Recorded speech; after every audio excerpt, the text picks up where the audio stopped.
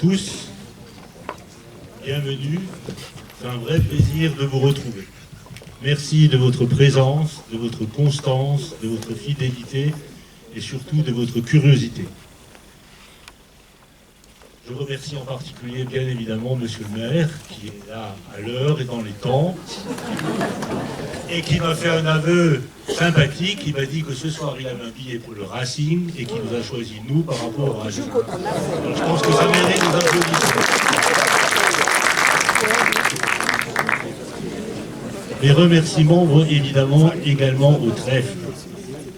Le trèfle, je pense que vous appréciez tous, il y a des qualités de visionnage absolument exceptionnelles, et ce soir vous allez constater, en plus ils ont amélioré la qualité de l'image encore puisqu'ils ont introduit du laser et vous verrez le résultat est absolument extraordinaire. Donc c'est la rentrée, je l'ai dit, et c'est la première conférence du nouveau cycle qui est intitulé 1525-1675 du Saint-Empire au Royaume de France.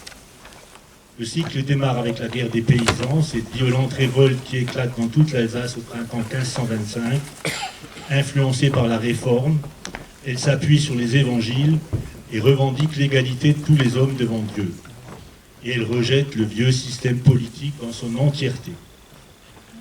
Erasme Gerber, tanneur de Molsheim, exerce une influence décisive sur l'organisation, le développement et la radicalisation du mouvement paysan. Dès la Semaine Sainte, d'abord comme capitaine de la bande d'Altorf, ensuite comme commandant en chef de toutes les troupes, le 4 mai, il devient le véritable chef d'orchestre de l'insurrection. Et Molsheim est l'épicentre de cette insurrection, et c'est la capitale de l'Alsace insurgée. Comme le dit souvent Georges Bischoff, on y organisera le seul congrès, les seuls états généraux d'Alsace, qu'on appelle le congrès de Molsheim, qui ont lieu donc à Molsheim du 4 au 11 mai 1525. Ce mouvement est le soulèvement populaire le plus important en Europe avant la Révolution française. Il fera vaciller le Saint-Empire romain germanique avant d'être réprimé dans un terrible bain de sang. Pour le comprendre et bien nous en imprégner, nous avons successivement, nous, Société d'Histoire, d'abord accueilli le 6 juin 2025 le spectacle de Charlie Dame, intitulé « Les Rustos racontent et chantent la guerre des paysans ». Nous avons également organisé le samedi 28 mai 2025 une marche de l'histoire et du patrimoine sur les traces de la guerre des paysans entre l'abbaye bénédictine d'Altorf et l'église Saint-Laurent de Gorlisheim, où nous avons d'ailleurs été accueillis par une petite scénette sympathique montée par le pasteur, et Gissiat et d'autres habitants de Gorlisheim. On a également utilisé ce prétexte pour organiser à partir de dimanche le congrès des historiens, pendant lequel on entendra M. Paul Abel parler d'Erasme Gerber dans une conférence qui s'appelle « Une comète au firmament de l'histoire de l'Alsace ».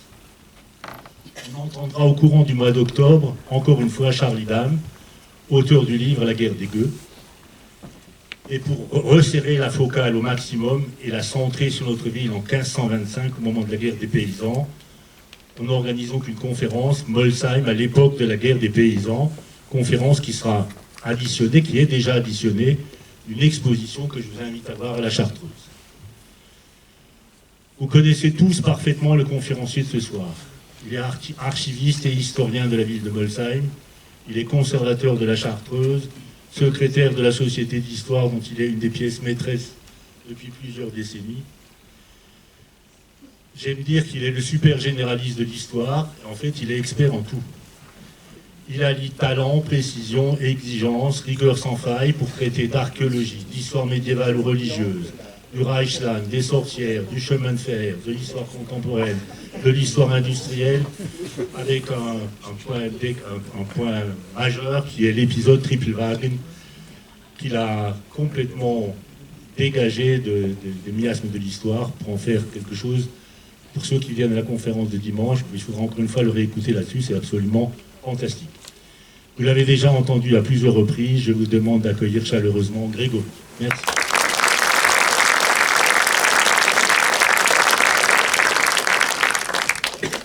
Merci Guy, bonsoir à tous. Alors j'espère qu'on n'a pas triché sur la marchandise, parce que dans l'introduction on a surtout parlé de la guerre des paysans. Moi je parlerai surtout de Molsheim à l'époque de la guerre des paysans. Une conférence spécifique est prévue au mois d'octobre, mais rassurez-vous, on parlera quand même un petit peu de la guerre des paysans et en quoi Molsheim est concerné par ce conflit. On a la chance depuis 5 ans, grâce à un don, celui d'Alphonse Trostler, de récupérer ce superbe tableau de Louis-Philippe Cam, donc un artiste alsacien, l'artiste de l'Outre-Forêt qui a surtout représenté des métiers. Et j'aime beaucoup cette peinture introductive parce qu'elle montre un petit peu le monde rural, évidemment, à la fin du Moyen-Âge. À la fin du Moyen-Âge, parce qu'on a tous appris à l'école que le Moyen-Âge s'arrête en 1492, certes en vieille France pour une grande partie de l'Europe occidentale, mais pour la vallée du Rhin, je pense que l'année 1525 est plus propice pour passer du Moyen-Âge au temps moderne, avec effectivement tout ce qui tourne autour du Bundschuh, avec une petite faute d'orthographe, il manque un C entre le S et le H. Bundschuh, c'est le soulier du paysan qu'on devine. Hop, tiens, la technique elle est un petit peu vite. Voilà. Le soulier du paysan qu'on devine tout là-haut. En fait, les paysans avaient des souliers, alors que les nobles avaient des bottes. C'est pour ça que ce soulier à lacets est rapidement devenu l'emblème des paysans révoltés. Mais ça n'est pas que 1525. 1525, c'est l'aboutissement. Ça commence en 1493. En fait, une question se pose à l'historien pour l'histoire de Molsheim. Est-ce qu'il y a continuité ou rupture entre le grand siècle de Molsheim, jésuites, chartreux, capucins, bénédictins, bref, ce qui va se passer au XVIe siècle, et la période antérieure? Je pense, et vous en serez convaincus ce soir, que s'il n'y avait pas eu la période antérieure, quand Molsheim se met en place du point de vue ville, du point de vue institution, il n'aurait peut-être pas eu par la suite cet élan pour que notre ville devienne le bastion de la contre-réforme catholique en Alsace. Donc oui, je parlerai un petit peu de la guerre des paysans pour terminer. J'aimerais surtout voir avec vous comment notre ville est née et s'est développée. Quels monuments ont disparu? Vous connaissez bien sûr le rempart et la tour des forgerons, c'est à peu près tout ce qu'il reste du Moyen-Âge proprement dit. Des monuments ont disparu comme l'ancienne église Saint-Georges, place du marché, l'ancien château épiscopal, actuel château d'Oberkirch. Comment était organisée la ville autour des 6 corporations, on pense à celle des bouchers en particulier. Quels évêques de Strasbourg sont morts à Molsheim et lesquels sont enterrés? Ce n'est pas toujours les mêmes. Parce qu'on peut mourir à Saverne et être enterré à Molsheim, ou mourir à Molsheim et être enterré à Saint-Pétre de l'autre côté du Rhin. Pourquoi la vie religieuse était aussi intense dès cette époque et quel lien a eu la ville de Molsheim justement avec la fameuse guerre des paysans? Donc je vous propose un plan en 4 parties, un plan progressif. Essayez de voir quelles sont les sources de l'historien pour essayer de comprendre à partir de quoi on travaille, et éventuellement les problèmes qui en découlent. La description des fortifications, ce sont les principaux vestiges du Moyen-Âge, avec entre autres les tours et les portes, ou les tours-portes. Quand on peut passer en dessous, c'est une tour-porte. Et puis les monuments remarquables, j'ai déjà parlé de l'église ou de l'hôpital médiéval, dont vous n'avez peut-être jamais entendu parler. Pour démarrer les sources et leurs problèmes, alors on a beaucoup de chance à Molsheim de pouvoir disposer de 4 documents exceptionnels du XVIe ou du XVIIe siècle. Les voilà classés chronologiquement. On va évidemment les passer en revue et voir ce qui date du Moyen-Âge. Le document le plus ancien est une gravure, c'est-à-dire un document diffusé en plusieurs exemplaires. Le document est publié dans la topographie Alsatiae de Mathias Merian en 1644, republié en 1663. Mais ce qu'on a sous les yeux, c'est certainement pas Molsheim en 1644. Pourquoi? Parce que, par exemple, il manque l'église des Jésuites, qui devrait être au premier plan entre la tour des forgerons et le château épiscopal. Mais on va se rapprocher un petit peu pour découvrir progressivement les éléments. Vous avez en A la tour des forgerons, donc la gravure est prise en gros depuis la gare, je dirais, d'aujourd'hui.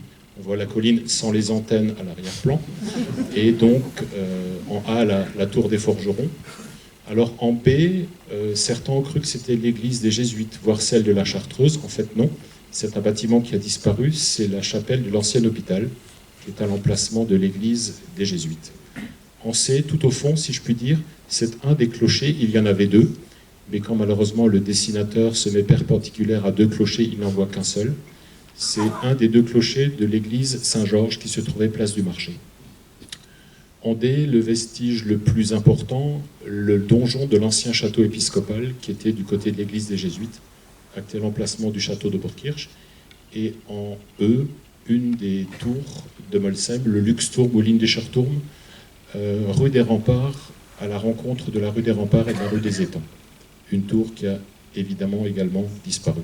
Donc ça, c'est la gravure de Mérian qui représente plutôt Molsheim autour de 1600, en tous les cas avant 1615, puisqu'en 1615 démarre le chantier de construction de l'église des Jésuites qui va durer jusqu'en 1617.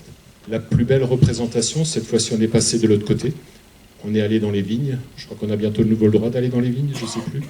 En tous les cas, en 1644, Jean-Jacques Achard a dessiné un dessin, c'est un exemplaire unique, que Louis Schleffly a découvert complètement par hasard en 1994 et qui représente la ville de Molsheim, donc au milieu du XVIIe siècle, avec là aussi un certain nombre de bâtiments. Alors, déjà, première remarque, c'est intéressant puisqu'on parle de vignes. Au premier plan, les vignes ressemblent à des pieds de tomates. C'est un petit peu normal, c'est comme ça que l'on plantait les vignes sur pieux, le système du Pfahlbau, qu'on a abandonné fin 19e, début 20e, pour maintenant tirer des fils. Donc, si on se rapproche un chouïa, on retrouve un certain nombre d'éléments. Alors, pour simplifier, je vais aller à nouveau de gauche à droite. En bas de la rue des Remparts, vous avez cette fameuse tour du Lynx, Luxturm ou Lindischerturm, qui a disparu. Si on remonte la rue des Remparts, on arrive finalement du côté de la rue de Saverne. Et là, il y avait une tour assez conséquente qu'on verra tout à l'heure.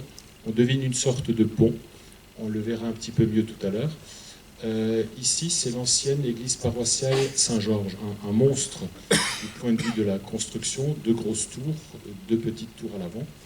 Angers, nous sommes en 1644, figure l'église de la Chartreuse. On devine le cloître et des maisonnettes de Chartreux. On continue, on redescend vers la Poudrière. La sous-préfecture, évidemment, n'y est pas encore. Mais en face, vous avez la Poudrière, qui avait à l'époque deux niveaux.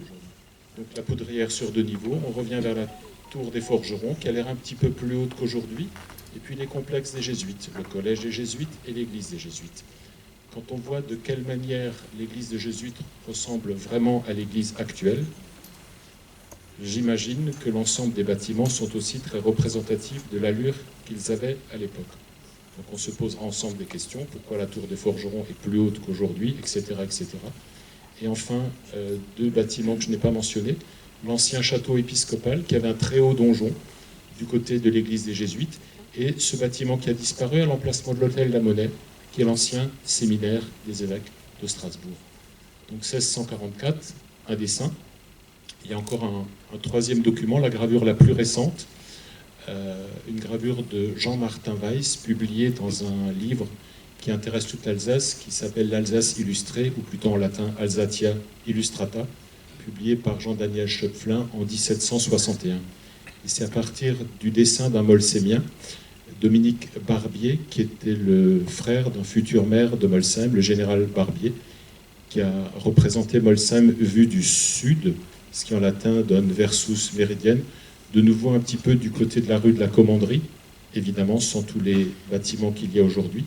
On retrouve la porte des forgerons, on va se rapprocher un petit peu, c'est plus simple, voilà.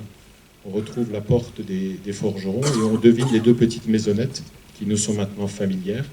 À l'arrière, cette fois-ci, c'est sûr, c'est l'église de la Chartreuse qui sort un petit peu de la vieille ville. Ce coup-ci, ça y est, elle a retrouvé ses deux clochers.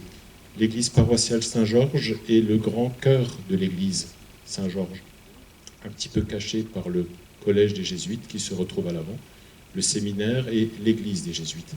Remarquez qu'il y a des semblants de tours médiévales par là, et la même tour que tout à l'heure, la Luxturm, qui a perdu sa toiture.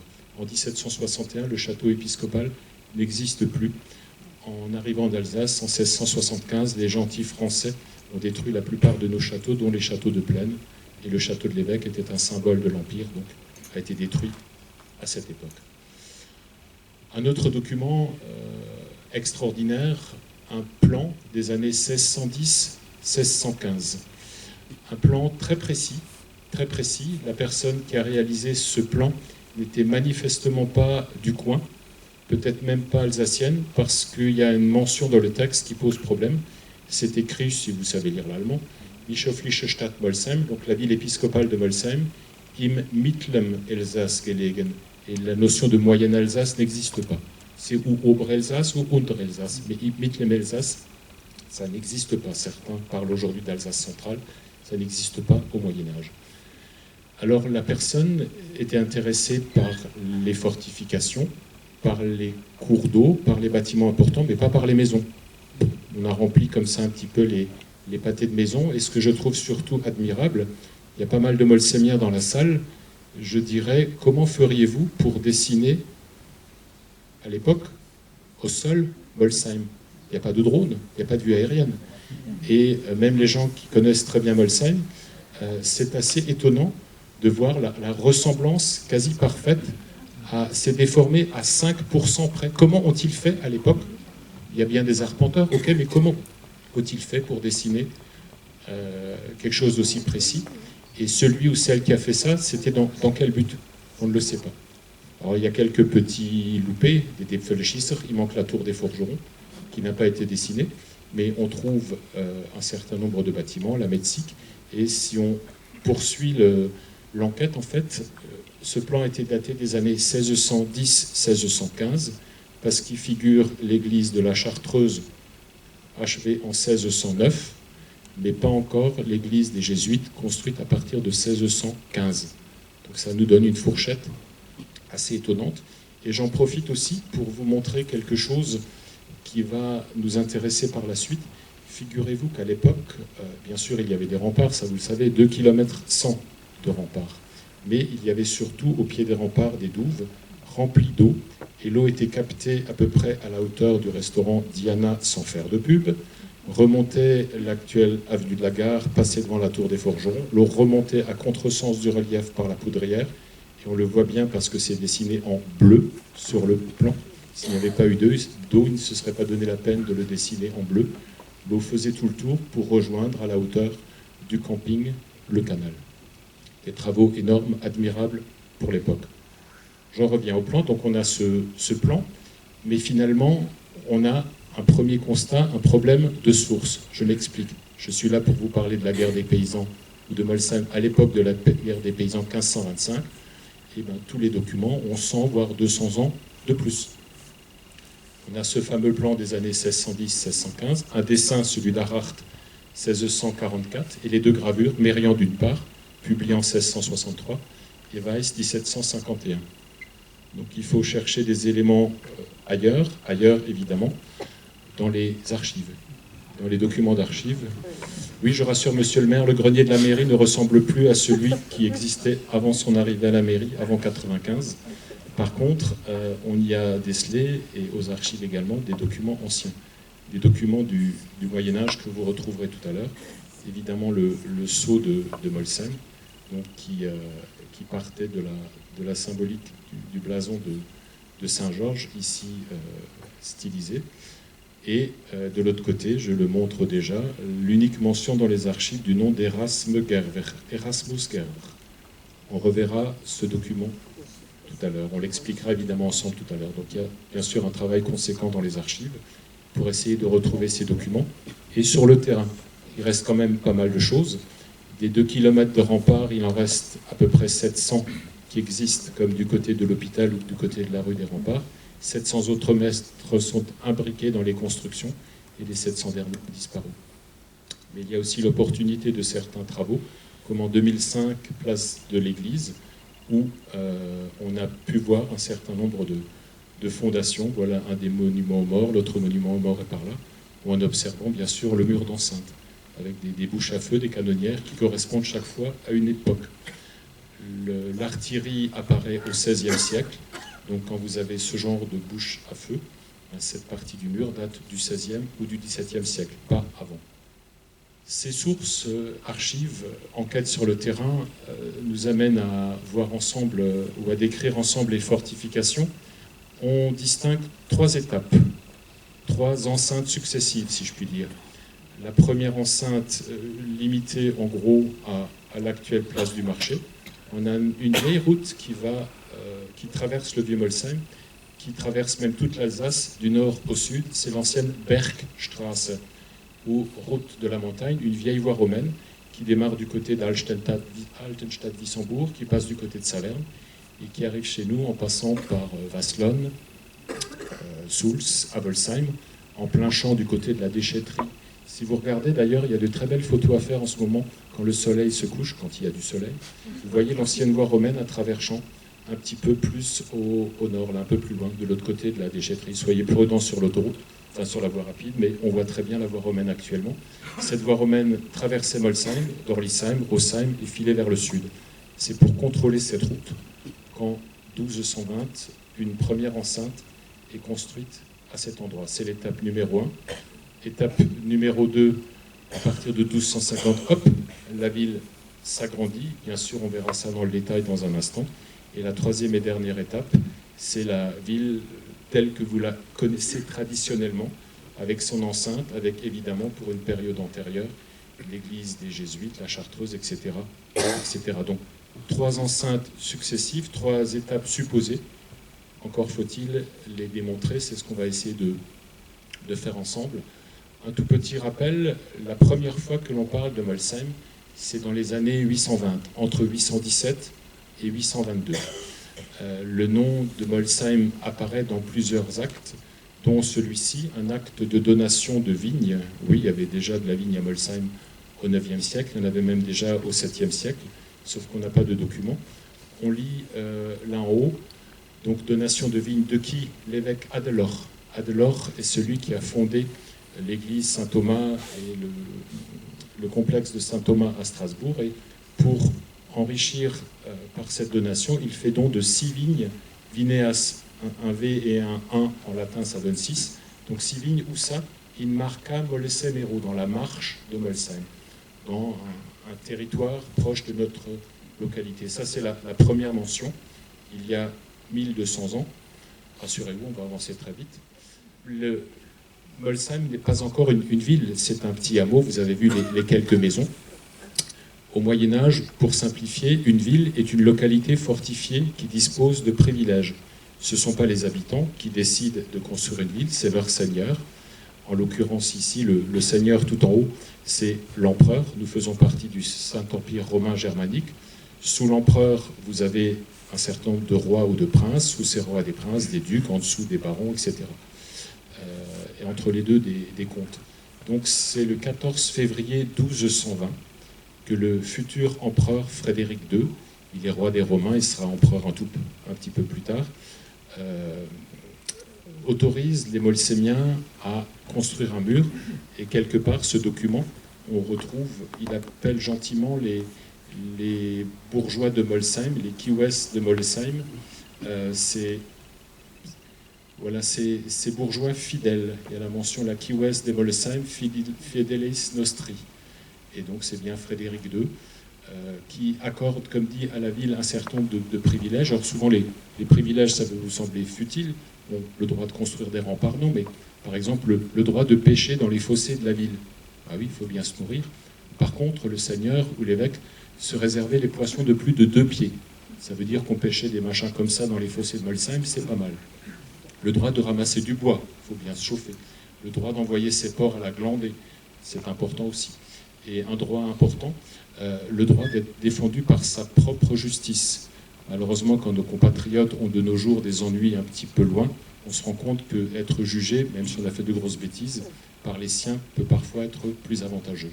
En tous les cas, c'est à partir de 1220 que Molsheim devient une ville, une localité fortifiée qui dispose de privilèges. Dorlisheim, juste derrière moi, non, c'est plutôt par là, Dorlisheim, est aussi fortifiée, mais ça n'est pas une ville. Il y a un Dorfgraben, il y a même des portes, mais ce n'est pas une ville au sens juridique du terme.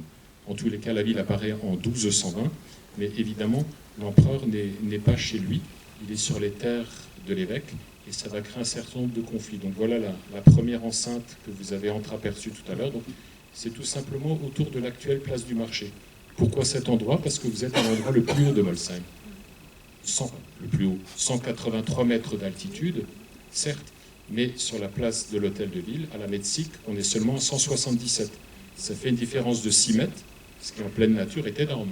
C'est un petit peu moins que ce plafond, mais ça vous permet en tous les cas de surveiller les alentours, raison pour laquelle l'évêque, avec ses seigneurs et l'église paroissiale, a construit une première enceinte autour de 1220.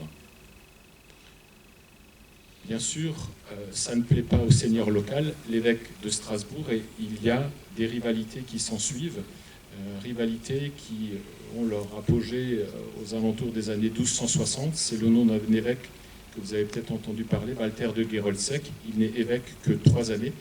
Malheureusement, le pauvre est surtout passé à la postérité pour avoir été viré de Strasbourg. Les Strasbourgeois se sont rebiffés contre leur seigneur, et suite à la bataille dite de Hausbergen en 1262, l'évêque a été chassé de Strasbourg. C'est aussi matérialisé sur son blason, ses armoiries, puisque vous avez au milieu le blason de l'évêque de Strasbourg, et regardez ce blason qui est le blason de l'évêché de Strasbourg.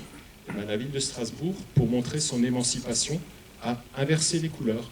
Aujourd'hui, quand vous regardez un papier en tête de Strasbourg, c'est les couleurs épiscopales inversées. Si vous préférez, le blason de l'évêque est rouge avec une bande blanche, au pardon de gueule à la bande d'argent du point de vue héraldique. Les armes de la ville de Strasbourg, c'est au contraire d'argent, donc blanc, à la bande de gueule. Pour montrer l'émancipation, on a retourné les armoiries du Seigneur. Et donc ce conflit conduit la ville de Molsheim à se refortifier. C'est surtout entre 1250 et 1260 que la ville est fortifiée. À l'époque, il n'y a pas encore de canons, donc on construit comme dans les châteaux forts, des murs avec des créneaux. C'est un petit peu la représentation qu'en a faite quelqu'un que je n'ai pas encore cité, Christophe Carmona. On a la chance depuis 2-3 ans d'avoir à Molsheim un artiste, un petit génie du dessin historique. Et Christophe Carmona, en 2020 et encore plus cette année, a pris du temps pour reconstituer la ville de Molsheim et un certain nombre de monuments de Molsheim. Je ne le signale, il devait venir ce soir, il n'a pas pu venir, mais je ne le signalerai pas systématiquement. La recherche historique doit beaucoup quand vous avez des idées dans la tête, mais si ça ne sort pas de la tête, ça ne sert à rien. Quand vous avez quelqu'un qui a un crayon à l'autre bout et qui peut le transcrire, ça donne ce genre de belles choses. Donc l'enceinte, la voilà, c'est la deuxième enceinte, une grande enceinte, pratiquement 80% du vieux Molsheim. Et c'est Jean de Dierpheim, évêque de 1306 à 1308, qui va donner le dernier petit coup de pouce. En fait, c'est en 1308 que les rivalités entre empereurs et évêques se terminent au profit de l'évêque de Strasbourg. Et donc à partir de 1308, Molsheim devient ville épiscopale à titre définitif, sous-entendu, on connaît la suite de l'histoire, jusqu'à la Révolution. Donc c'est avec lui que ça commence. Il a la bonne ou mauvaise idée de décéder à Molsheim. C'est pour ça que dans l'église des Jésuites, vous avez le magnifique gisant de Jean de Dierpheim. Et puis, je ne fais pas fixation sur les logos ce soir, ou sur les armoiries, mais vous avez sur son buste la plus ancienne représentation des armes des évêques de Strasbourg, qui sont devenues les armes du Landgravia du Basse-Alsace, qui sont devenues les armoiries du département du Bas-Rhin. Chaque département a un blason, et le département du Bas-Rhin est représenté aussi par un blason rouge, donc de gueule, avec la bande d'argent, avec encore des fleurs de lys et d'autres décors, mais c'est la plus ancienne représentation en couleur des armoiries de notre département. Voilà un sceau de Jean de Dierpheim, qui décède donc en 1328 à Molsheim, mais entre-temps, il a eu la bonne idée de construire deux choses très importantes. En 1316, il va construire un hôpital. J'ai longtemps mis du temps à comprendre, mais l'hôpital, en 1316, est construit extramuros iuxta bruscam, à l'extérieur de la ville, jouxtant la Bruche. Et puis, 5 ans après, il est dit intramuros. Alors, je ne comprends pas bien. Ils ont déplacé l'hôpital? Non, ils ont déplacé le mur d'enceinte. Jean de Dierpheim, encore sans doute pour protéger son hôpital, rajouter un petit bout. Et en même temps, quelques années plus tard, à partir de 1318 et jusqu'en 1325, il va se construire un château, puisque maintenant il habite Molsheim, Molsheim lui appartient. Il y a l'enceinte de la ville, l'enceinte urbaine, mais il va lui-même aussi se construire un château. Il a la bonne ou mauvaise idée de décéder à Molsheim le 6 novembre 1328 et donc est enterré à Molsheim. Ne subsiste que le gisant, c'est-à-dire ce que les Molsheimiens considéraient longtemps comme le Saint-Nicolas, la statue qui était au fond de la chapelle de la Vierge. Mais on imagine très bien un monument tel que celui de son prédécesseur, Conrad de Lichtenberg, à la cathédrale de Strasbourg. Et il y a de très très grandes ressemblances entre les deux gisants, à croire même que c'est peut-être le même sculpteur qui aurait fait les deux gisants. Conrad de Lichtenberg est mort en 1299. Dans la chapelle Saint-Laurent, un petit peu derrière la cathédrale, vous avez ce magnifique gisant. Alors, les villes épiscopales, le Moyen-Âge, nos villages, c'est peut-être un petit peu à comprendre. Il faut imaginer qu'au Moyen-Âge, c'est une vraie mosaïque de territoire. Tel village appartient à tel seigneur, le village d'à côté appartient à un autre seigneur.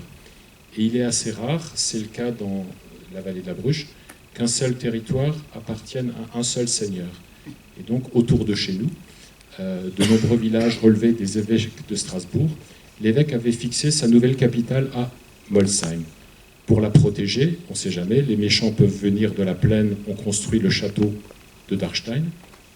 Les méchants peuvent être de la vallée de la Bruche, je ne veux pas parler de méchants lorrains, mais en tous les cas, on construit une forteresse à Mutzig, et pour être sûr, on va aussi barrer la vallée et créer une ville qui porte le nom représentatif de Schirmeck, le coin du parapluie, parapluie pour se protéger, si je puis dire. Mais les méchants, parfois, peuvent venir de la montagne. Donc, on va construire les châteaux de Niedeck, Hohenstein, Ringelstein. Les méchants viennent peut-être d'en bas.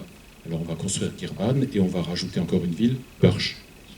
Voilà le bailliage épiscopal de Molsheim au moment de son apogée. Un petit peu plus tard, après la guerre des paysans, il va être séparé entre le bailliage de Schirmeck vers le fond de la vallée, le bailliage de Mutzig au centre et le bailliage de Dachstein vers la plaine. Un ordre de grandeur, même si ça ne veut pas dire grand-chose, la ville de Molsheim est à peu près 2 fois plus grande, pas tout à fait, que celle de Mutzig, et à peu près 3 fois plus grande que celle de Dachstein. Molsheim, à la fin du Moyen-Âge, a quasiment la même superficie, un chouïa de plus qu'Aubernais, et un chouïa de moins que Rosheim.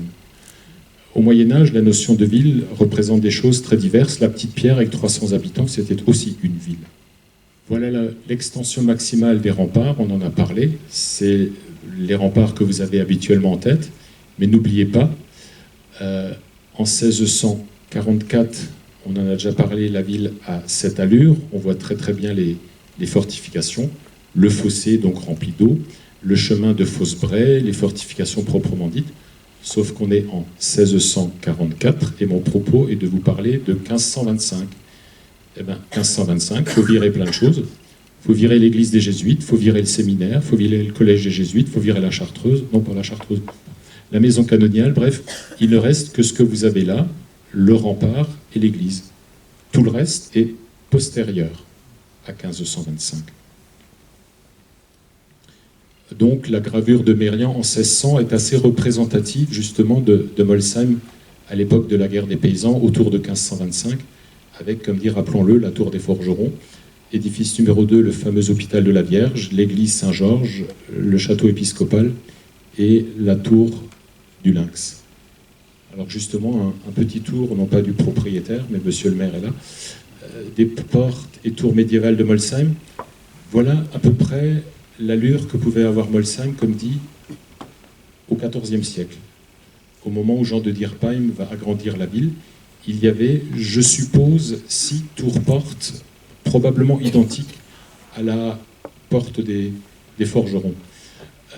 Justement, c'est la seule qui nous reste. C'était la porte la plus importante à l'époque.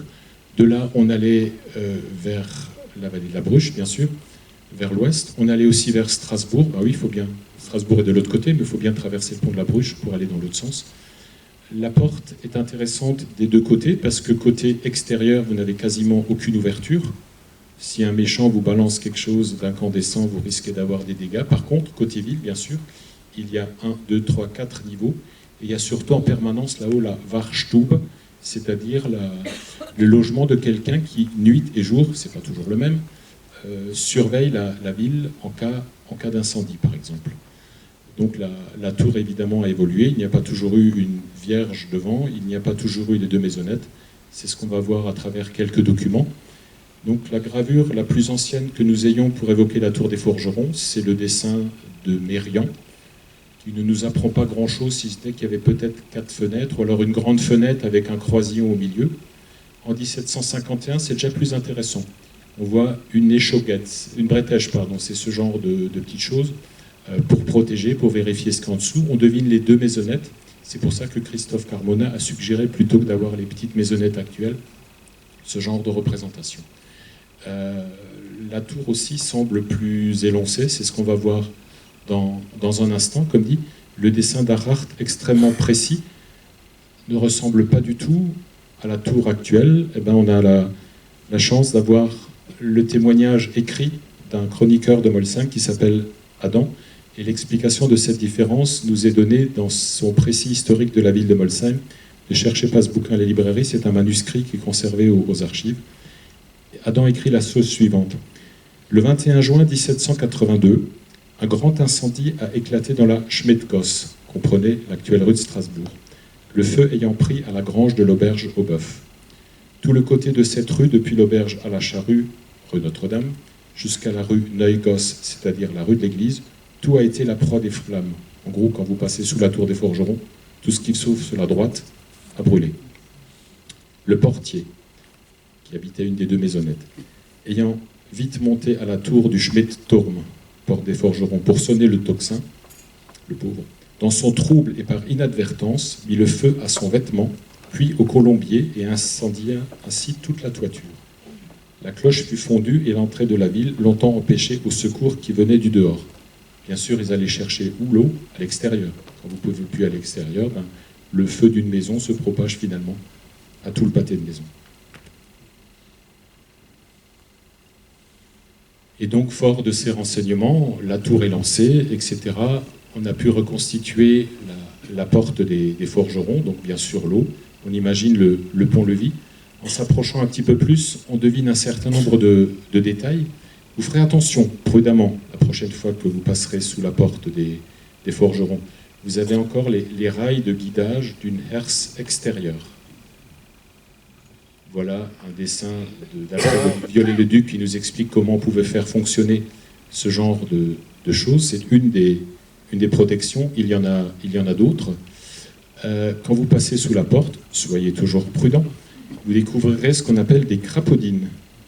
Alors avec les crapauds, ni le crapaud vert, etc., c'est le nom de ces pièces en pierre dans lesquelles vont pivoter des éléments style une énorme porte. Là aussi, merci Viollet-le-Duc, il est souvent critiqué pour ses restaurations, mais ses dessins sont imparables, nous permet d'avoir l'allure de ce à quoi ressemblait notre porte. Ça veut dire concrètement que si au Moyen-Âge vous vouliez rentrer le soir à Molsheim, il fallait... les portes étaient fermées. J'ai oublié ce petit détail, je voulais en parler tout à l'heure, mais tout à l'heure, si vous rentrez pas trop tard, j'essaie de ne pas être trop bavard. À 22h, vous entendrez la cloche, qui correspond à l'heure de fermeture des portes au Moyen-Âge, et à 6h du matin, on sonnait l'ouverture des portes. En tous les cas, de 22h à 6h du matin, la porte était fermée, le pont-levis était relevé. Donc pour rentrer à Molsheim au Moyen-Âge, si vous étiez méchant, il fallait d'abord rabattre le pont-levis. Quasi impossible, parce que le pont-levis rentrait parfaitement dans cette ouverture, c'est-à-dire qu'on ne pouvait pas l'attraper avec un grappin pour le faire tomber. Ensuite, il fallait détruire la herse numéro 1, et puis si vous faites attention, la herse numéro 1 coulissait par là. Il y avait une deuxième herse qui existe toujours, ne restez pas longtemps sous la porte des forgerons. La herse est toujours coincée là en haut, une deuxième herse, et comme si ça ne suffisait pas, on pouvait s'enfermer dans la porte. Ici, vous avez les crapaudines vers la ville, mais il y a aussi des crapaudines en face. Donc une porte qui jouait vraiment son rôle de porte, de verrou. Les méchants ne sont jamais passés par là. Chose intrigante, vous ne vous êtes peut-être jamais posé la question, on a parfois des schnapps-idées quand on s'intéresse à l'histoire. Je trouve qu'il y a quand même beaucoup de ressemblances entre l'Untertor de Mutzig, notre Schmidt-Tor, et la porte de Dachstein. Alors Dachstein mérite des explications. Malheureusement, suite au siège de 1675, la tour de Dachstein a perdu 2/3 de sa hauteur. Donc on va regarder ce qui reste. N'oubliez pas que c'est la même époque. Les 3 villes, Mutzig, Molsheim, Dachstein, ont été construites au début du XIVe siècle, que c'est le même commanditaire, l'évêque de Strasbourg, et peut-être non pas forcément les mêmes ouvriers, mais on sent bien un petit air de famille, en tous les cas entre Mutzig et Molsheim. Donc une place forte quasi imprenable à l'époque où on se bat avec des arcs et des flèches. Vous avez un mur de 8 mètres de haut, de 1,50 m à la base, de 80 cm dans la partie inférieure. Si on continue notre petit tour, à l'endroit le plus vulnérable, c'est-à-dire au pied de la colline, ben, très rapidement, avec l'apparition de l'artillerie, on a dû renforcer cet endroit. C'est devenu la poudrière, la tour aux poudres, avec non pas une, non pas deux, mais 3 canonnières de ce genre. Il n'y a que celle-ci que l'on voit assez bien. Et puis, du point de vue de l'art militaire, les bosses, c'est pas uniquement pour faire joli. Quand vous envoyez un boulet qui atterrit sur la bosse, il va ricocher. Si vous jouez à la pétanque, vous savez très bien que la boule n'arrive jamais où vous voulez. Et ben, l'intérêt de ces bosses, c'est aussi de rajouter de la matière. Parce que lorsque le boulet va rentrer dans le mur, des morceaux de pierre vont se détacher. Donc vous rajoutez de la matière à l'extérieur, ce qui évite ou ce qui ralentit la destruction de l'ensemble. J'aimais l'hypothèse qu'avant la poudrière, il y ait eu une tour. C'est facile de faire des petits dessins, de rajouter des choses comme cela, mais si vous regardez l'angle de la poudrière, que la ville de Molsheim va restaurer, a déjà commencé une partie de la restauration, vous avez l'angle de la poudrière, mais quand vous observez, vous avez ici un espace qui, à 10 cm près, a les mêmes dimensions que la porte des forgerons. Donc là, j'émets aussi l'hypothèse que dans le temps, lorsque on ne se battait qu'avec des arcs et des flèches, on pouvait sortir par là de Molsheim, comme on pouvait sortir vers le nord et à d'autres endroits. Malheureusement, au XVIe siècle, avec l'apparition de l'artillerie, ce petit coin fort sympathique devenait le coin le plus vulnérable de l'enceinte, puisque les collines ne sont pas loin, et si un méchant voulait attaquer Molsheim avec ses canons, c'est le meilleur endroit pour tirer à l'intérieur de la ville. Donc la porte a été supprimée, on a renforcé l'ensemble par ce qu'on appelle aujourd'hui la poudrière. Aujourd'hui, bien sûr, cette poudrière n'a qu'un étage, mais grâce au dessin de Harart, nous savons qu'il y avait minimum 2 étages. Donc la tour était 2 fois plus haute. Ce qui permet, merci Christophe Carmona, de reconstituer les choses. Vous avez l'eau qui vient dans ce sens-là, le mur de Fosbray, un chemin qui faisait le tour extérieur, la poudrière, et puis pour l'anecdote, la porte secrète des Pères Chartreux, oui, ça leur évitait de faire tout le tour pour sortir. On avance un petit peu tout au nord de Molsheim, donc dans ce secteur pas très bien indiqué sur le dessin de Harart, mais que l'on retrouve sur un cadastre de Molsheim, le cadastre napoléonien de 1819. Dans la montée de la rue de Saverne, vous devinez une porte, d'ailleurs c'est marqué, porte de ville Bergdorf, pas loin de l'endroit où le rempart fait un angle. Alors ça c'est une des sources. Comme je l'ai dit tout à l'heure, n'oubliez pas que l'eau passe par là, revient par là. Ça veut dire que de ce côté-là, vous avez pratiquement 8 mètres de dénivellation. 8 mètres de dénivellation, il a fallu bien sûr entreprendre des travaux. Et là aussi, merci Louis Adam, 1846, qui décrit l'ancienne porte qu'il avait vue de ses propres yeux. À la porte supérieure, Bergtor, il y avait une tour, laquelle a été démolie en 1819 pour cause de vétusté. Des 2 côtés de celle-ci, il y avait des terrasses très élevées pour des batteries de défense. En avant de la porte était un pont-levis, lequel a été démoli en 1808. Sur l'ancien fossé très large était également un pont antique à 3 arches en ogive, lequel se trouve enterré depuis le comblement du fossé. Et j'ai effectivement eu la chance en 1994, au moment de travaux des services de l'équipement, on disait à l'époque, d'observer et même de mesurer l'ensemble. Ce fameux pont pesait 28 mètres de portée. Il est toujours sous la route, entre la rue du Général de Gaulle, proprement dite, et la propriété viticulteur. Aidez-moi. Weber. Voilà, Bernard Weber. Exactement là. 28 mètres de portée, et de ce coin au mur d'enceinte, il y avait 34 mètres. Le mur se trouve toujours enterré sous la route. Et le fossé, bien sûr. Donc voilà l'allure que permet de reconstituer. La seule chose qu'on ne sait pas, c'est l'allure de la porte. Donc on a fait du copier-coller avec la tour des forgerons. Mais le reste semble vraisemblable, comme dit. C'était vraiment un ouvrage extraordinaire. Je ne connais pas d'autres villes en Alsace, même par les gravures, qui aient pu avoir ce genre d'entrée monumentale. On redescend du côté du Luxturm ou Lindischer Turm. Alors il y a plusieurs noms pour cette tour. J'aime bien Tour du Lynx. Comme dit, il n'y a plus beaucoup de lynx en Alsace, alors pour moi c'est la tour du Lynx, Luxturm.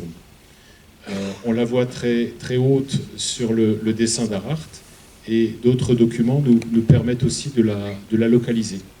En fait, quand vous êtes à Molsheim, du côté du parc à cigognes qui est ici, vous avez actuellement une rue récente, la rue Kopp, rue du Général Kopp, qui passe au milieu d'un ancien jardin. Il y avait ici un jardin, et c'est pour ça que maintenant, même si vous êtes dans la vieille ville, vous avez là des pavillons modernes. La tour dont je vous parle était légèrement en l'arrière, ancienne propriété Sattler sans faire de dénonciation, dans l'axe surtout de la rue des Étangs, puisqu'en fait on sortait de la vieille ville par là, et hop, par là, à pied, on allait jusqu'au Dom Petre. C'était la porte qui permettait aux Molsheimiens, avant que la Bruche soit déviée, d'aller à pied vers le Dom Petre. Voilà donc cette tour autour du Lynx. Le long de la rue des Étudiants, malheureusement, elle a disparu en 1819 parce que justement, il n'y a plus de membres de sa famille à Molsheim, donc je peux la balancer. La veuve Schaeffer, à l'époque, portait plainte auprès du magistrat, auprès du préfet, parce que les corneilles qui logeaient dans la porte venaient lui piquer ses légumes, venaient l'embêter, venaient croasser, etc. Et donc, malgré un arrêté préfectoral, la tour a été stupidement démolie en 1819.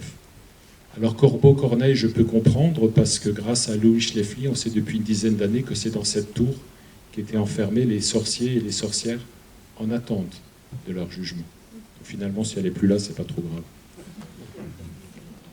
En tous les cas, on a différents documents, comme ce dessin qui nous montre la tour, qui devait être très haute, et en même temps d'une pierre deux coups. On a aussi une vue de l'ancien moulin qui se trouve juste à côté du camping. Vous avez ici le petit passage, la poulerie de Monsieur le maire est par là, la rue Ickel, la rue des Étangs, etc. C'est l'endroit où le rempart fait un angle. Au bout de notre périple se trouve le vestige qui était sans doute le plus conséquent, à l'emplacement de l'actuel château d'Oberkirch. Donc les évêques, Jean de Dierpheim pour ne pas le nommer, a construit un château qui était une Wasserburg, un château de plaine. En montagne, quand il y a du relief, on peut faire des fossés et fortifier naturellement le château. Dans la plaine, on n'a pas trop le choix. Il faut profiter de l'eau et adapter donc la construction. On devine le donjon sur deux documents. À gauche, la gravure de Mérian, à droite, le dessin d'Arhart. On voit en tous les cas que c'était quelque chose de conséquent, de grand, de très grand même. D'après Grandidier, la tour avait 150 pieds de haut, c'est-à-dire 45 mètres de haut. C'est un peu exagéré, ce serait la hauteur de la tour de l'église des Jésuites. Mais en tous les cas, cette tour était un petit peu le symbole de la puissance épiscopale. Donc ça devait être quelque chose de très haut, de très grand. Et puis, comme on le voit sur le dessin du plan, on a un genre de pont-levis. Donc l'évêque, par précaution, pouvait aussi peut-être se méfier des Molsemort et garder une porte de sortie pour aller rapidement vers Strasbourg. Là, on est plus vite vers Strasbourg que si on passe sous la tour des forgerons. Et puis ce petit moulin existe encore. Si vous prenez la piste cyclable, c'est les moulins que vous avez en descendant le cours d'eau sur votre gauche. Et donc voilà, un petit coup de crayon et un petit peu d'aquarelle, voilà ce que ça peut donner. Donc une Wasserburg, un château de plaine entouré d'eau, le donjon proprement dit, évidemment, des tours d'angle, l'eau qui passait par là et repassait par là. Ce mur existe encore en partie, il a été englobé dans le nouveau bâtiment qu'on appelle Château d'Oberkirch, qui a remplacé le château des évêques au XVIIIe siècle. Enfin, pour terminer, un focus sur quelques monuments remarquables dont je n'ai pas beaucoup parlé. L'église paroissiale, l'ancienne église paroissiale Saint-Georges, l'ancienne mairie, la Metzig et l'hôpital, dont j'ai déjà un petit peu parlé. Alors l'ancienne mairie, l'actuelle mairie de 1832 remplace 3 bâtiments. il y avait auparavant l'hôtel des Mullenheim. Daniel de Mullenheim, en 1521, vend sa maison à la ville de Molsheim pour agrandir l'hôtel de ville. La mairie proprement dite, c'était uniquement ceci, une grande salle pour les réunions, et puis des petits locaux en bas, et puis un magnifique bâtiment des archives de 3 étages. À partir de 1408, les documents importants de la commune étaient entreposés dans ce bâtiment. Et donc pour des questions évidemment de commodité, en 1832, le maire Jean-Pierre Carle, vous connaissez l'allée Carle à Molsheim, le maire Jean-Pierre Carle a fait construire ce nouveau bâtiment. La Metzig, les boucheries. Alors la Metzig, effectivement, Metzger, si vous comprenez le dialecte ou l'allemand, vous avez compris que c'est la boucherie. En Alsace, les bouchers étaient des petits malins. Ils profitaient bien souvent du passage des animaux qu'ils ne pouvaient pas taxer ou débiter. Je m'explique. Quand des troupeaux, ce n'était pas encore des troupeaux argentins, mais quand des troupeaux du nord de l'Europe, Danemark et autres, descendaient vers l'Italie, ils passaient vers l'Alsace. On les taxait. Quand les troupeaux de Hongrie ou Pologne passaient vers l'Alsace, on les taxait. Ce qui fait qu'en Alsace, les bouchers étaient une corporation riche, souvent située à un seul endroit, alors que les autres membres des corporations, les boulangers, les forgerons, étaient disséminés un petit peu partout dans la ville. Les bouchers se regroupaient au même endroit, ce qui fait qu'en Alsace, on a plusieurs bâtiments somptueux qui sont d'anciennes boucheries. L'ancien hôtel de ville de Mulhouse avec son double escalier est une ancienne boucherie. Malgré son nom, la Halle au blé d'Aubernais est une ancienne boucherie. Le musée historique de Strasbourg est une ancienne boucherie. Et donc notre Metzig à Molsheim, évidemment, est une ancienne boucherie. Boucherie au sens que le lundi matin, les animaux rentraient à 4 pattes par la porte, et quelques jours ou semaines après, sortaient sous forme de jambon, saucisses et marchandises de l'autre côté. Voilà une petite gravure du Moyen-Âge qui vous montre à quoi ça pouvait ressembler. Et vous ferez attention la prochaine fois que vous vous promènerez du côté de la Metzig, vous ferez attention à ces 2 petits crochets métalliques qui existent encore. C'est ce qui nous a donné la solution pour voir à quoi servaient ces étals, la manière dont on vendait la viande. Concrètement, vous aviez 3 grosses planches horizontales. Le matin, on relevait la planche du haut, on rabattait la planche du bas pour mettre tête de veau, persillé, etc. Et on laissait en place la planche inférieure. Voilà une reconstitution de Christophe Carmona. Alors, le bâtiment de la Metzig, moi, me pose quelques problèmes de datation, même si on lit. Merci la maison Bugatti, qui, en 1953, a fondé un certain nombre de plaques pour les monuments remarquables de Molsheim. On lit Grande Boucherie Metzig 1525. Certes, c'est marqué dessus. Mais pour moi, la partie supérieure n'était pas de 1525. Quand vous voyez ce genre de fronton à volute, c'est plutôt au mieux deuxième moitié du XVIe, sinon peut-être même début du XVIIe siècle. En tous les cas, pour en avoir le cœur net, il n'y a pas 150 solutions. En 2004, Christian Dormoy, qui est archéologue, a daté la charpente de la Metzig par dendrochronologie. Qu'est-ce qu'il a pris? Il a pris une énorme tarière. Il a fait un trou dans la poutre, mais un trou pas à n'importe quel endroit, là où il y a encore l'écorce. C'est-à-dire qu'à l'époque, on écorçait les arbres, bien sûr, mais on construisait immédiatement après avoir coupé l'arbre. On ne lui laissait pas le temps de sécher. Ce qui fait que quand vous avez encore la chance d'avoir l'endroit où on a fait l'écorce, donc il va prendre un échantillon qu'on appelle une carotte. La carotte fait à peu près 40 cm de long et vous le savez évidemment, il y a des saisons sèches, des saisons humides, ce qu'on retrouve dans les cernes de bois. Grâce aux cernes de bois, il a pu dater l'abattage des arbres, donc la construction de la charpente de la Metzig en 1583. C'est plus juste, c'est plus logique. D'autant plus que devant la Metzig, vous avez une horloge à Jacquemart et les 2 petites clochettes sont datées l'une de 1587 et l'autre de 1588. On construit la charpente et on termine par les clochettes, si je puis dire. Par contre, je ne résiste pas au plaisir. Vous ferez attention la prochaine fois que vous regardez la plaque. Ah oui, c'est écrit Grande Boucherie, aïe-oh. C'est un C que vous avez là. Alors qu'un G, pour moi, c'est ça. Mais bon, n'ayons pas peur de notre accent, si je puis dire. Alsacien un jour, effectivement. Alsacien toujours. Comme je dis des bêtises, je vais aller faire pénitence à l'église. Et je rappelle que la première église paroissiale de Molsheim est le Dom Pedro, qui est situé en plein champ, qui était un ancien village. Mais il faut se remettre au début du christianisme, où la première église de nos diocèses était l'église cathédrale, en l'occurrence Strasbourg. Et puis au début du christianisme, une petite dizaine ou une quinzaine d'églises solitaires, isolées, ont été construites. Du côté de Rosheim, c'est le Broderberg. Du côté de Marmoutier, c'est le Sindelsberg. Et nous, on a eu droit au Dom Pedro. Et donc les gens de Molsheim, d'Arstein, Avelsheim allaient à pied au Dom Pedro pour chercher l'eau baptismale. On devait se marier à l'église mère.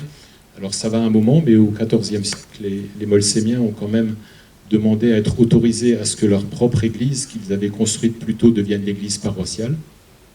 Donc du XIVe au XVIIIe siècle, c'est l'église Saint-Georges. Cette église est malheureusement détruite, et quand elle est détruite, c'est l'ancienne église des Jésuites qui récupère le vocable de Saint-Georges, donc l'église des Jésuites. À l'époque, c'était l'église de la Trinité et des légions thébaines, etc.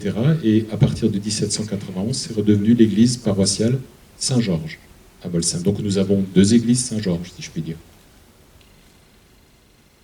L'église mère était une église entourée d'un cimetière fortifié. Bien sûr, vous connaissez l'église du Dom Pedro avec son toit pointu, mais grâce à ce dessin de Silbermann, qui représente un incendie ou l'après-incendie de 1746, grâce à tous ces détails, Christophe Carbona a pu reconstituer l'église primitive du Dom Pedro, donc l'église mère de la région, qui était fortifiée. On voit même l'entrée des fortifications ici, ce que le dessinateur ou l'illustrateur a transformé de cette manière. Donc, côté Molsheim, il y a une église au moins depuis 1198. Lors d'un siège, on apprend que les Molsheimiens se réfugient dans le cimetière. Ah oui, mais s'il y a un cimetière, il y a une église. Donc 1198, au moins une église. Église romane, petite église, comme dit. Le paysage peut vous surprendre, mais aujourd'hui, vous retrouvez la disposition de ces rues. Je m'explique. Là, vous remontez pharmacie, notre dernière pharmacie intramuros est par ici.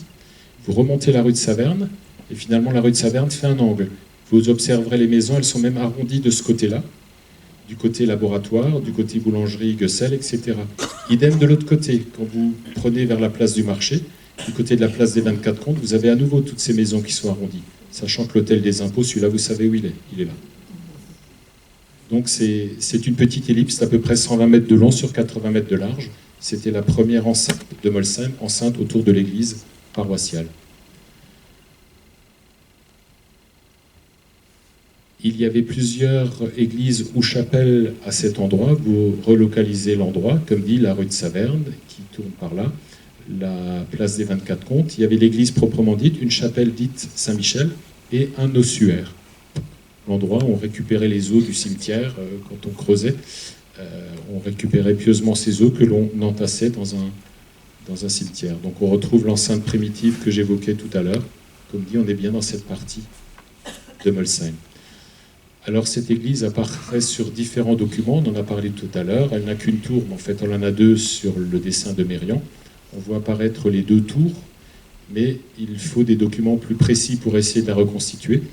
Et c'est le dessin d'Arart d'une part, et à nouveau le témoignage d'Adam qui nous permet de confirmer ce que l'on voit sur le dessin. Écoutons à nouveau la description de Adam, qui écrit ça 40 ans avant la disparition de l'église. L'ancienne église paroissiale de Molsheim était l'une des plus antiques basiliques d'Alsace. Je ne suis pas sûr. Elle était bâtie tout en pierre de taille dans le style roman, transitoire au gothique. Sur les côtés du portail, il y avait des tours. Elles étaient carrées jusqu'en haut du premier étage, où l'octogone prenait naissance et montait ainsi jusqu'à la hauteur de la faîtière de la grande nef. Ces deux tours étaient couronnées par une flèche couverte en ardoise. À la gouttière des bas-côtés, il y avait une petite galerie avec des balustrades et un chenal qui déversait les eaux pluviales par des gargouilles, dont les gueules sculptées représentaient des têtes grotesques. Rappelez-vous la qualité de la représentation de l'église des Jésuites par le même Arart, donc on suppose que l'ancienne église Saint-Georges ressemblait beaucoup à celle-là. On a un autre dessin par Salan Moffort, qui est un architecte. En fait, l'église paroissiale Saint-Georges a disparu autour de la Révolution, mais pas à cause de la Révolution. En 1778, une des tourelles qui s'est trouvée devant s'est détachée du mur de l'église et a fini par tomber, naturellement. C'est comme si quelqu'un avait mordu dans un gros gâteau. Vous voyez ici la morsure, si je puis dire, dans l'église. Et ensuite, ça a fragilisé tout l'édifice, à tel point qu'on demande à des architectes, comme Salin de Montfort, de dessiner l'église pour voir ce qu'il faut faire. Donc on a un dessin de cet architecte, d'une part, qui nous permet, justement, Robert Ville, l'ancien architecte de la ville de Strasbourg, avait aussi fait un croquis. Donc l'ancienne église Saint-Georges faisait 56 mètres de long. L'église des Jésuites, je crois, fait 61 mètres, que Dany me corrige si je dis des bêtises. En tous les cas, à partir de ces mesures, à partir du dessin, il est possible de reconstituer schématiquement l'ancienne église Saint-Georges et donc de vous proposer cette reconstitution. Cherchez dans les villes et les villages d'Alsace, vous ne trouverez aucune autre église avec 2 fois 2 tours. À Célestat, Sainte-Foy, bien sûr, a 2 tours rondes en façade, mais qu'une tour à l'arrière. Guebwiller ou Murbach ont 2 grands clochers, mais pas de tour à l'avant. Quelle était la raison principale de ces tours? Eh bien, tout simplement de servir de télégraphe à l'évêque. Il n'y a pas de téléphone portable encore, donc quand on veut transmettre une nouvelle importante, on utilise les cloches. Non seulement les clochers étaient trapus, mais les cloches étaient également conséquentes. Il en reste une. D'ailleurs, c'est tout ce qui reste de l'ancienne église Saint-Georges. Une cloche, la grosse cloche de 1412. Quand je dis grosse cloche, c'est pas vexant. Elle ressemble d'ailleurs...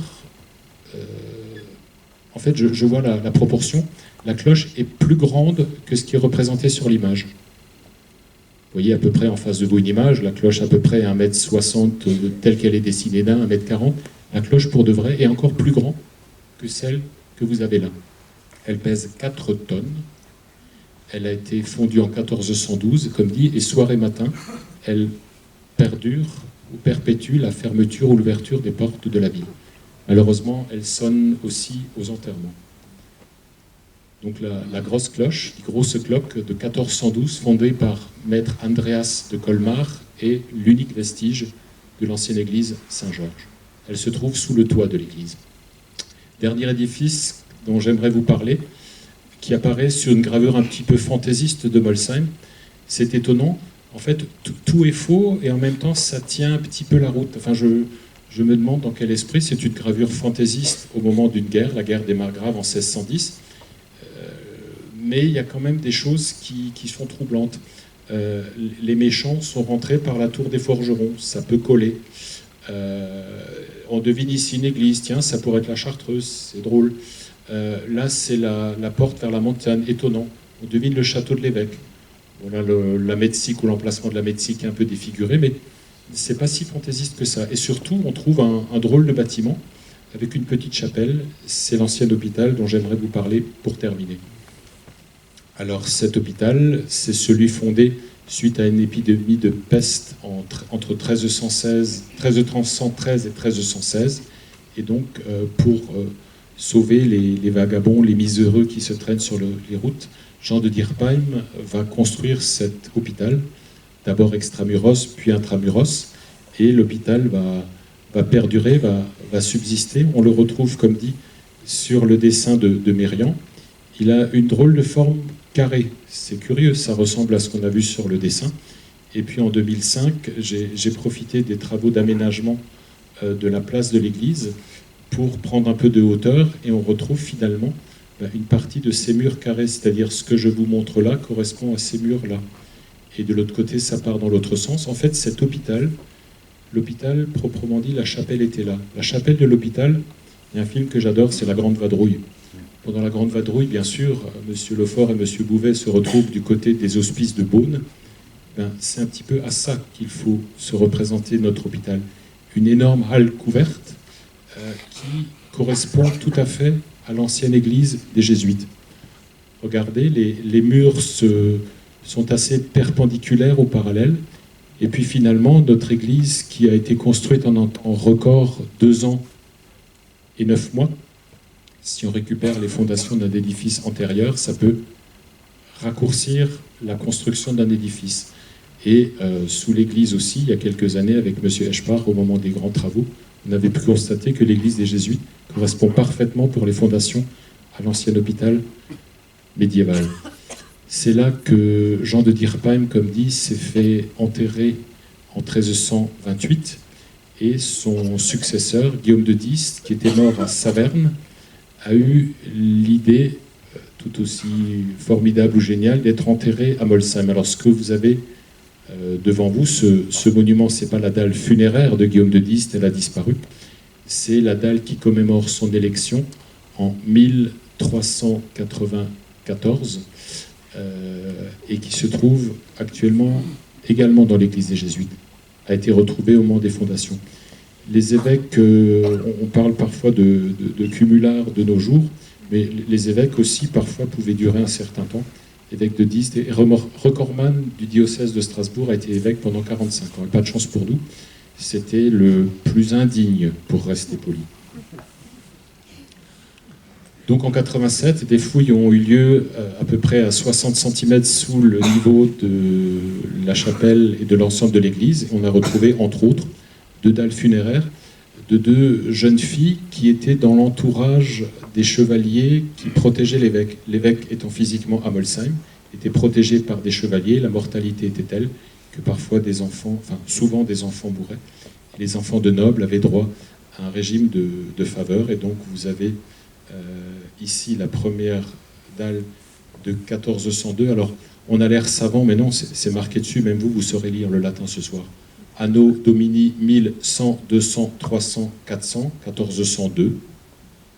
Le 17 des calendes d'avril est décédée Anna, son prénom est là. Anna Pouer, donc petite fille. Rodolphe des Andelot, donc fille de Rodolphe d'Andelot. Rodolphe d'Andelot, vous avez le blason des Andelot par ici, qui était Schwarz Rodolphe d'Andelot, était un des principaux chevaliers des années 1400. Et autre famille noble, les Mullenheim. Cette fois-ci, c'est Adélaïde, son prénom est là. Adélaïde de Mullenheim, fille de Jean Ulrich de Mullenheim. La rose des Mullenheim est ici, le monument est de 1100, 200, 300, 400, 1411, le 16 des calendes d'octobre. Ces 2 monuments sont toujours, ils ont été trouvés dans la chapelle de la Vierge, ils trônent maintenant dans la chapelle Saint-Ignace à l'église des Jésuites. D'autres vestiges dans l'église actuelle datent du XIVe siècle. Vous ferez attention, vous voyez à peu près où est la chaire. Si je puis dire, vous montez à la chaire et vous regardez en face, vers le sud, vous avez le vitrail de Sainte-Lucie. Un vitrail du XIVe siècle qui est en réemploi actuellement dans l'église des Jésuites. Et pareil, quand vous êtes dans la chapelle de la Vierge, vous regardez au-dessus de votre tête, la clé de voûte, en fait, est une représentation de Saint Jean-Baptiste qui vient de l'ancien hôpital du XIVe siècle. Alors cet hôpital était un hôpital immense, en fait, pour soigner les nobles et les miséreux, pour soigner les miséreux et les vagabonds. Jean de Dierpheim avait donné des biens dans la plupart des localités du secteur. Après le grand hôpital de Strasbourg, l'hôpital de Molsheim était un des plus importants hôpitaux de la fin du Moyen-Âge. Il disposait de terres et de biens, de Betzdorf au nord à Sélestat au sud, ou des rives du Rhin à la moyenne vallée de la Bruche. Bien sûr, plus on se rapproche de Molsheim, plus les biens sont concentrés. Et vous avez de l'autre côté un sceau de l'hôpital, sceau daté de 1524, qui involontairement me sert de transition, parce que l'Alsace commence à bouillir à cette époque, 1524, il y a une révolution en marche, une révolution qui se prépare, qui touche tout le sud du Saint-Empire. Les paysans se révoltent. Une première fois, comme dit en 1493, c'est le fameux Bundschuh, en 1517, et puis ça repart en 1524, partiellement excité par les idées de Luther, qui traduit la Bible en allemand. Tout le monde ne sait pas lire, mais au moins les paroissiens peuvent vérifier ce que dit monsieur le curé, et donc contester. Ce qui fait que de nombreux couvents isolés sont la proie des flammes, ou sont partiellement mis à sac. Altorf, Saint-Léonard, Truttenhausen, ou, petit clin d'œil, notre chartreuse a été épargnée, mais celle d'Ittingen en Suisse, malheureusement, j'ai retrouvé par hasard ce document. On voit les moines apeurés qui fuient, et puis les paysans qui vont. C'est ce qui a dû se passer à Altorf, c'est ce qui a dû se passer à Saint-Léonard. on en revient, comme dit, à cette représentation de la guerre des paysans. Effectivement, ce monde paysan qui se soulève, mais qui se soulève de bonne foi. Comme dit, le fait de traduire la Bible a permis, par exemple, aux paysans de se rendre compte que ce que l'on a inventé à propos du troc des reliques, à propos des indulgences, on pouvait, en payant, gagner des jours au paradis. On pensait que c'était dans la Bible, ben non, c'est une invention du clergé. Et puis, qu'est-ce qui est marqué dans la Bible? Pour simplifier, tous les hommes sont égaux. Donc le paysan, il ne comprend pas pourquoi le Seigneur lui demande de plus en plus de biens, pourquoi il entasse des sacs de grains. Donc on va vers les seigneurs, on va vers les abbayes, et c'est ce qui va provoquer du nord au sud de l'Alsace, c'est cette carte, même si ce n'est pas tout à fait le sujet du jour, je vais essayer de faire le lien avec Molsheim. Ça démarre, si je puis dire, à côté de chez nous, devant l'église de Dorlisheim, ou plutôt à la sortie de l'église de Dorlisheim. Le jeudi saint 1525, alors Dorlisheim a un statut particulier. Le village de Dorlisheim appartient à la ville de Strasbourg, donc c'est plus un curé que vous avez, mais un pasteur. Un pasteur acquis aux idées de la réforme, et ce pasteur a énormément de succès. Il y a trop de monde à l'église, les gens sont à l'extérieur, écoutent, sont motivés par les idées du pasteur, et puis ils apprennent que 2 autres réformateurs ont été arrêtés à Volksheim. Et ça met le feu aux poudres.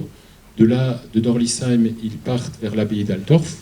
Alors l'abbaye d'Altorf, il n'y a pas des dizaines et des dizaines de moines, je crois, il y a 5 ou 6 moines, pas plus, à l'époque, donc les portes ne résistent pas longtemps. Qu'est-ce que les paysans voient? Du vin, du grain. Eux, ils sont en train de crever de faim, alors que les curés qui prêchent la bonne parole gardent tout un tas de choses, et c'est ce qui met le feu aux poudres, et pas seulement chez nous. Alors chez nous, rapidement, il y a un meneur, dont j'ai déjà parlé, Erasme Gerber. Pourquoi ce tanneur de Molsheim devient le capitaine de la bande d'Altorf? On n'en sait rien. On ne sait quasiment rien sur Erasme Gerber. Il apparaît dans l'histoire le 13 avril 1525 et malheureusement disparaît quelques semaines plus tard. Donc il n'y a pas seulement la bande de Molsheim, il y a 13, 14, 15, 16 bandes qui se réunissent. Et comme l'a dit Guy tout à l'heure, ces bandes d'insurgés vont essayer de trouver un lieu central, Molsheim, du 4 au 11 mai 1525. C'est à Molsheim que se réunissent pour la première fois en Alsace des représentants, c'est des états généraux avant la lettre, des représentants du nord au sud de l'Alsace, qui décident de continuer le combat et de mener la lutte. On apprend aussi à cette époque, parce que malheureusement, les villes ont peur, les seigneurs ont peur, il n'y a pas d'armée, il n'y a pas de milice en Alsace à cette époque. Un seigneur, quand il fait la guerre, il embauche des mercenaires, il les paye, et à la fin de la guerre, il arrête de les payer. Au mieux, il trouve un emploi ailleurs, sinon il traîne dans la nature, ce sont des chevaliers brigands. Et donc, on n'a pas d'armée, on fait appel au duc de Lorraine. C'est le seigneur le plus proche qui a une armée, et c'est le début des problèmes, ou le début de la fin, puisque l'armée de Lorraine a des mercenaires, ce sont des lansquenets, des professionnels. Apprenant que le duc de Lorraine vient vers l'Alsace, les paysans de Molsheim remontent vers Marmoutier, remontent vers Saverne. Le duc de Lorraine et ses hommes se déplacent à cheval, sont un petit peu plus rapides. Les bandes de paysans qui viennent du nord de l'Alsace sont arrêtés à Lubstein. 4 à 6 000 paysans alsaciens sont massacrés. Il suffit d'entrevoir l'ossuaire de Lubstein, même s'ils ne sont pas tous là, pour se rappeler ce que c'était. Lubstein, le lendemain, les insurgés sont devant Saverne, demandent à la ville de Saverne de leur ouvrir. Les villes refusent. Dos au mur, les paysans se font également massacrer. Le meneur, notre Erasme, est attrapé et, après un semblant de procès, est pendu aux portes de Saverne. Et vous connaissez la suite du conflit. C'est ensuite du côté de Chervillers, Châtenois, que les paysans sont piégés, massacrés. Le duc de Lorraine proposait la vie sauve à ceux qui déposent les armes. De manière un peu simpliste, le paysan alsacien, parce que ça fait 6 semaines qu'il est parti de la maison. Il y a la vache à mener au taureau, il y a le foin, on s'est soulevé, mais sans vraiment penser à la suite des événements. Et la suite des événements, vous la connaissez, comme dit. C'est non seulement un massacre global de 15 à 20 000, si ce n'est plus, paysans. La ville de Strasbourg avait 60 000 personnes à l'époque. 60 000 personnes, ça veut dire une boucherie pire que la Première Guerre mondiale. En tous les cas, comme dit, c'est là que j'arrête mon propos, puisque cette guerre des paysans fait partie d'une autre présentation. Mais si vous voulez en savoir plus, je vous invite à passer au musée de la Chartreuse avant le 15 octobre. Mais sinon, officieusement, ce sera de nouveau ouvert pendant les week-ends de l'Avent pour découvrir non pas la guerre des paysans, mais comme je vous l'ai présenté aujourd'hui, Molsheim à l'époque de la guerre des paysans. Et je vous invite au même endroit, pas forcément la même salle, mais à écouter Charlie Dame qui vous parlera justement dans le détail de cette guerre des paysans en Alsace-Moselle. Merci de votre attention.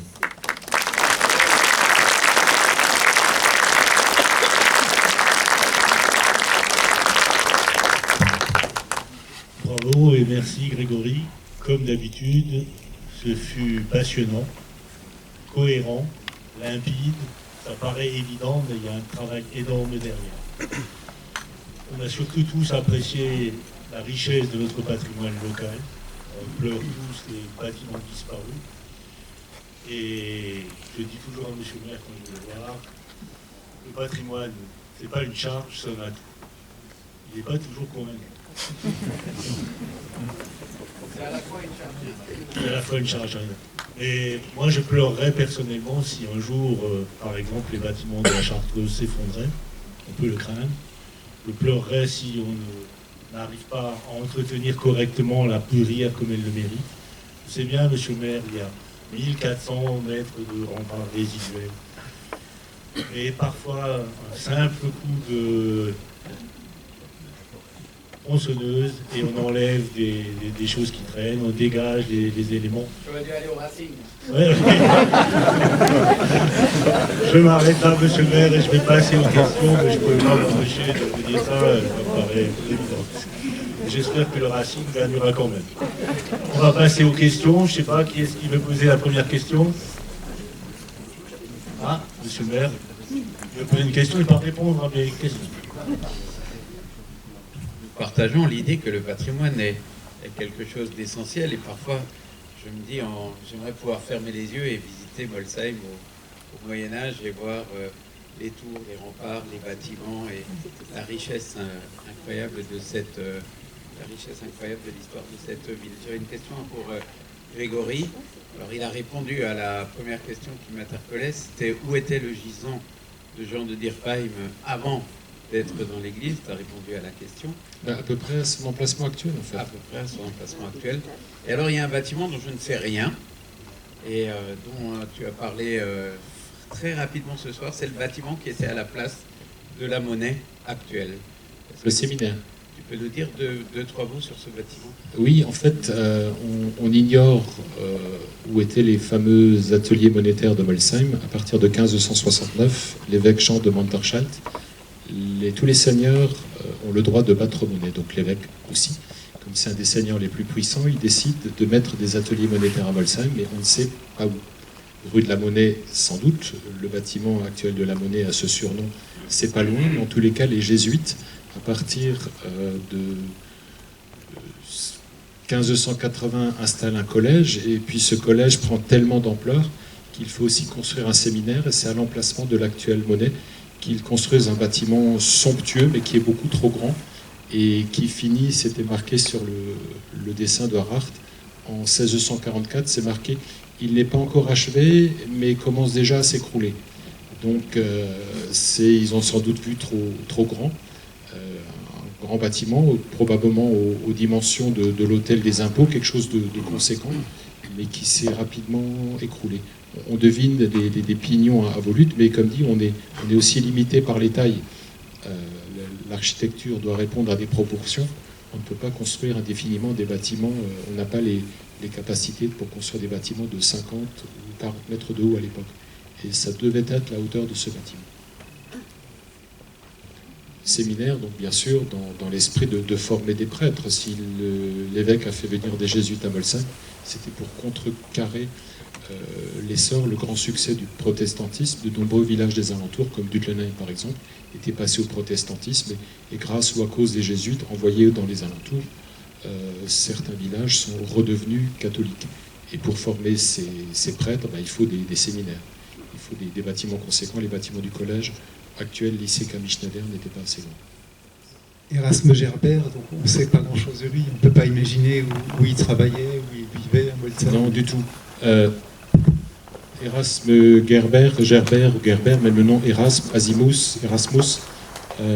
apparaît, comme dit, on le voit que pendant 5 ou 6 semaines. Et malheureusement, le meilleur témoignage est celui de son pire ennemi, puisque pour justifier les actions du duc de Lorraine, Nicolas de Volsire, c'est-à-dire un écrivain lorrain, a ensuite rédigé une histoire de ce qu'on appelle maintenant la guerre des paysans, et il donne les plus mauvais rôles à Erasme Gerbert. Il le dit gras, parjure, stupide, etc. Est-ce que c'est vrai, est-ce que c'est faux? J'en sais rien. Enfin, pas si stupide que ça pour mener, si je puis dire. Puis pareil, un tanneur, je ne veux pas dire que les tanneurs ne savent pas lire et écrire, mais c'est surprenant que ce tanneur, d'un seul coup, soit propulsé. Puis alors on ne sait pas, c'est le problème des archives médiévales, on ne sait pas si c'est probablement pas lui qui écrit la lettre, mais il a un sacré style. Je ne comparerai pas avec certains autres politiques qui sont d'excellents orateurs, mais ne sont pas forcément de bons écrivains. On peut avoir l'un avec l'autre. On sait qu'il habite Molsheim, qu'il a des enfants. Il a des enfants parce que malheureusement, à sa mort, il y a des héritiers. Et puis surtout, je vous ai montré la mention d'Erasme Gerbert dans les archives. Ça, c'est pas trop loin. Je peux revenir un chouïa en arrière. Voilà. La mention d'Erasme Gerbert dans les archives est assez étonnante ou curieuse ou intéressante. Ce sont en fait la liste des gens de Molsheim qui n'ont pas payé leur impôt en 1525. Donc il y a Joachim von Baden, il y a Oswald, c'est pas moi, c'est un prénom, Oswald Ordeler, Hans Ordeler, Erasmus Gerber, Ottmar Karcher, etc. Ben, il n'a pas payé les impôts, évidemment, il a été pendu. En tous les cas, il doit 6 sous, il doit toujours 6 sous, on va faire une quête tout à l'heure, 6 sous à la ville de Molsheim. Mais oui, et d'où le titre de la conférence qu'on aura demain, c'est comme oui, une étoile filante dans le ciel de l'Alsace. C'est quelqu'un il aurait sans doute été brillant et promu à d'autres destinées, mais c'est vrai que on sait, mais vraiment rien. Comme dit, on le dit, oui, j'ai dit, pas parjure, grassouillet, stupide.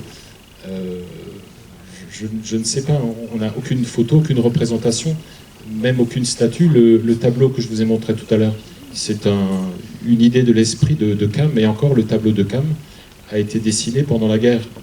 On retrouve le style un peu germanique des personnages, ou italien à l'époque de Mussolini, ou russe. Enfin, pendant la guerre, on représentait des gens petits, trapus, costauds. J'imagine qu'un artisan Moyen-Âge pouvait être petit, trapu, costaud. Mais voilà, quelle est l'image type d'un tanneur ou d'un boucher? J'en sais rien. J'en sais rien. Et comme dit, c'est vraiment beaucoup de chance. Là aussi, c'est Louis Schleffli qui, par hasard, avait trouvé cette mention.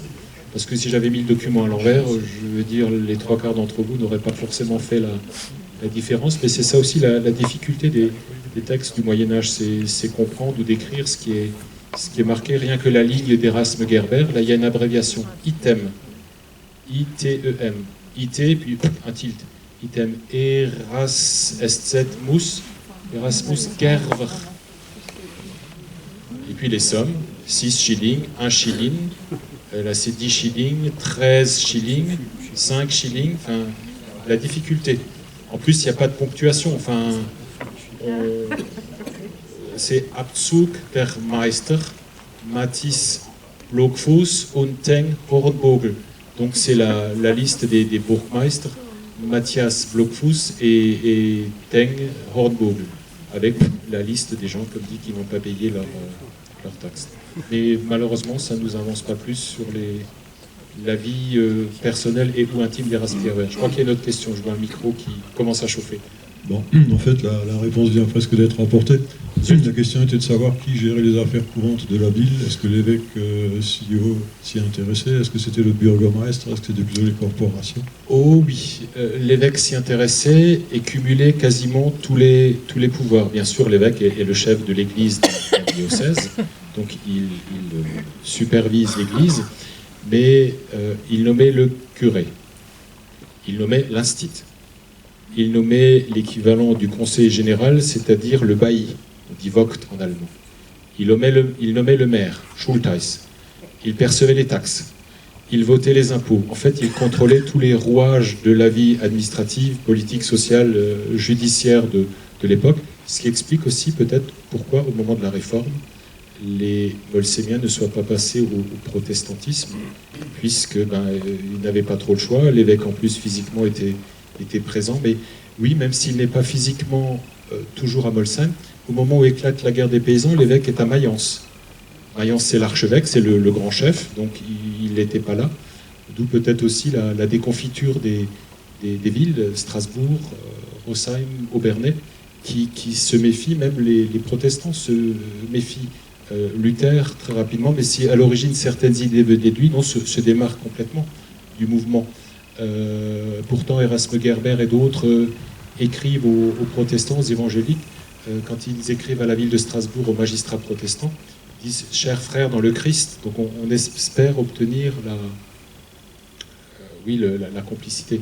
Mais en tout cas, l'évêque, sans être physiquement présent, est partout.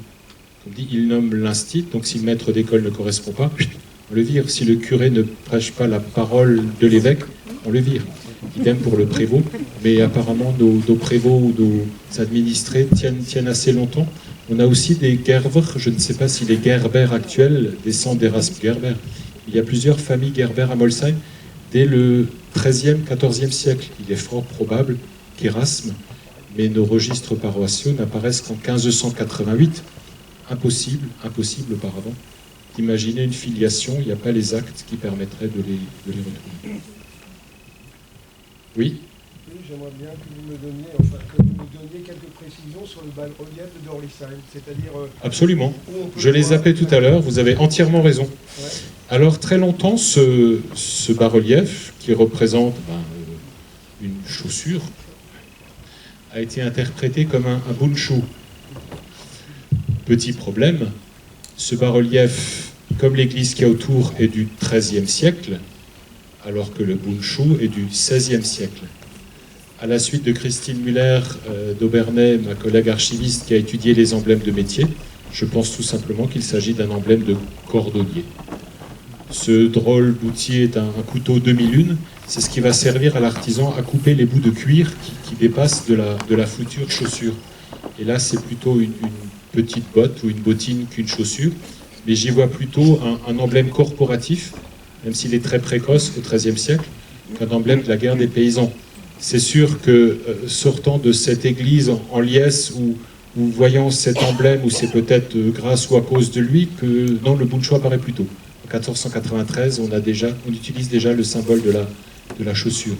Mais c'est vrai que très longtemps, même dans des livres plus anciens, cette chaussure a été associée au symbole des paysans, alors que, comme dit, on est autour de 1300, fin 13e, début 14e, pour la taille de la pierre. Il y a d'autres reliefs plus romans, mais pour moi, ça n'a rien à voir avec le symbole des paysans. Mais juste une dernière précision, je vous en prie. On a l'impression qu'elle a été scellée dans le mur. Est-ce qu'elle est d'origine ou est-ce qu'elle a toujours été là? Non, je pense qu'elle est d'origine. Je pense qu'on a refait le scellement, mais où est Guy? Il pourrait nous donner la solution. Voilà. Pas la réponse, mais on peut bien croire que ce soit effectivement, on peut bien croire à Dorlisheim que c'est effectivement le symbole du bunchū. Bien sûr, mais absolument. Absolument. Oui, c'est vrai que c'est génial de voir cet emblème là où ça a commencé, quoi. C'est vraiment l'épicentre du mouvement, comme dit, je dis pas même pas la sortie de la messe, non, du culte, pardon. Le jeudi saint, donc le 13 avril 1525. Et ils sont passés devant, c'est sûr. C'est sûr. Autre question, précision, vers le fond. Thomas.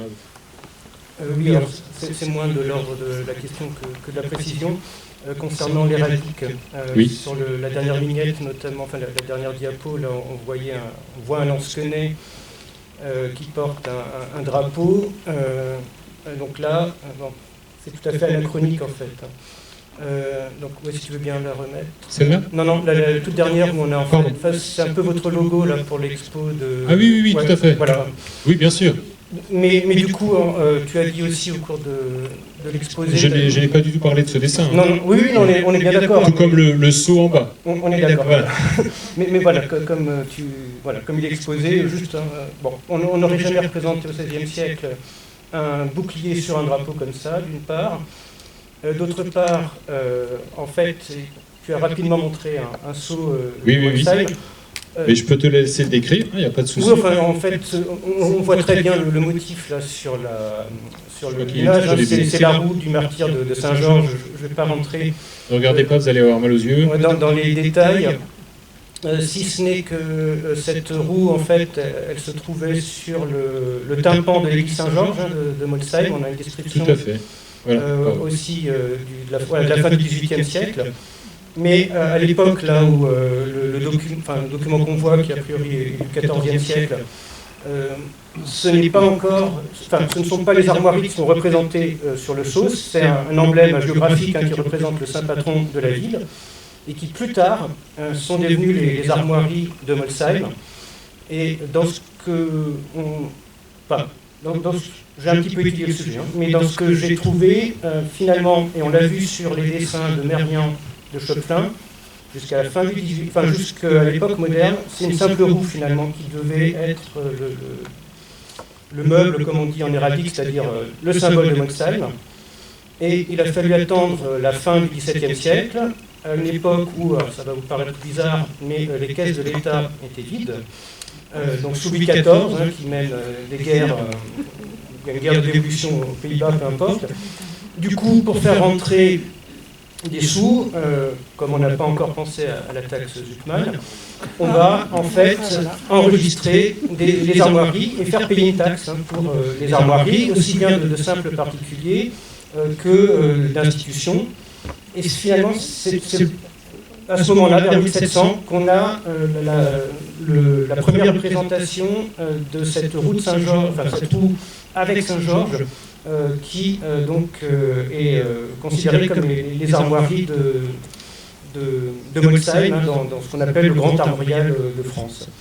Et donc en fait, avant, c'était une simple roue, visiblement. Donc si Erasme Gerber s'est baladé avec une bannière avec des armoiries Molsheim, je pense qu'au XVIe siècle, ça devait être simplement une roue et pas encore avec Saint-Georges.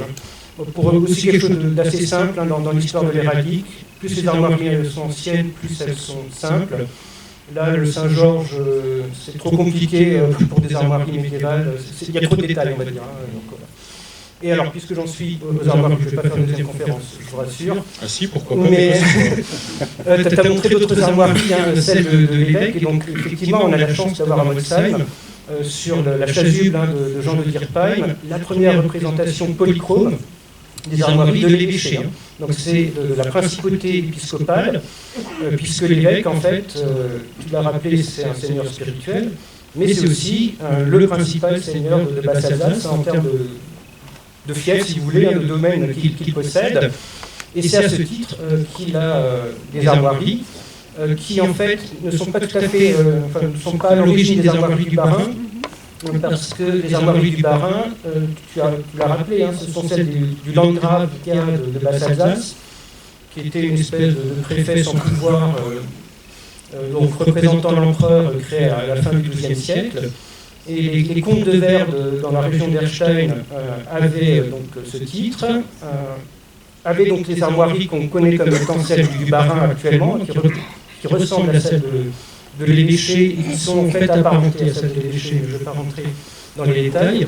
Et il a fallu attendre la fin, le milieu du XIVe siècle, quand les derniers comtes de Verde ruinés ont vendu leur titre, qui a été racheté par l'évêque de Strasbourg, pour que ces armoiries du Landgravia d'Alsace, de Basse-Alsace, apparaissent sur les armoiries des évêques de Strasbourg. Et donc c'est à partir de là qu'il y a une espèce d'osmose, là, on va dire, entre l'évêché, la Basse-Alsace, et puis qu'après ça a été repris dans les armoiries du Bas-Rhin.